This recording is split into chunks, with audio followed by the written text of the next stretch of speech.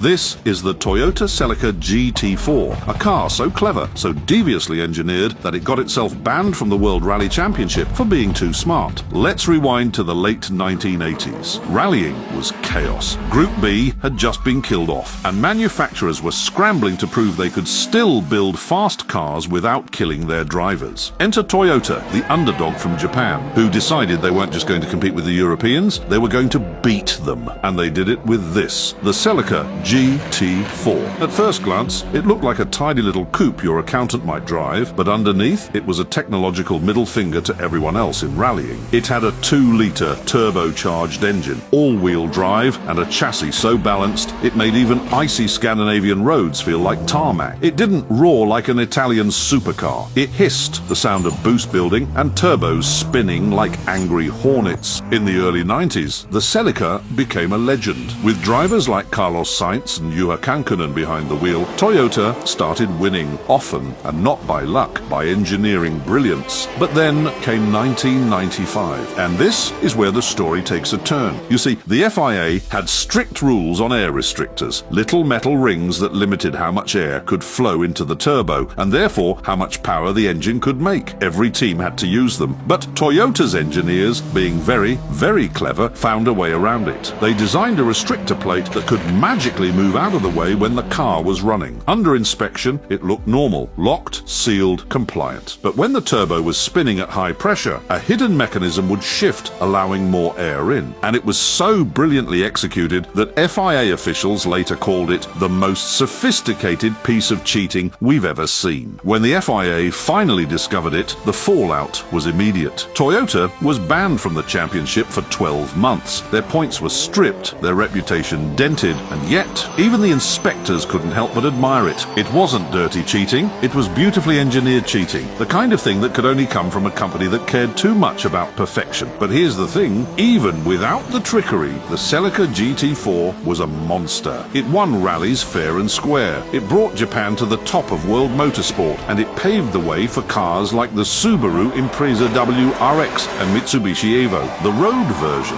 the ST185, was a rally car for the street. All-wheel drive, turbocharged, and built like a tank. It wasn't pretty, it wasn't subtle, but it had that same relentless mechanical determination that made Toyota a force to be reckoned with. The Celica GT-Four is a car that embodied everything great about the golden age of rally: speed, risk, and ingenuity. It didn't just push the limits, it redefined them. And even when it cheated, it did so with such elegance that the world couldn't stay mad.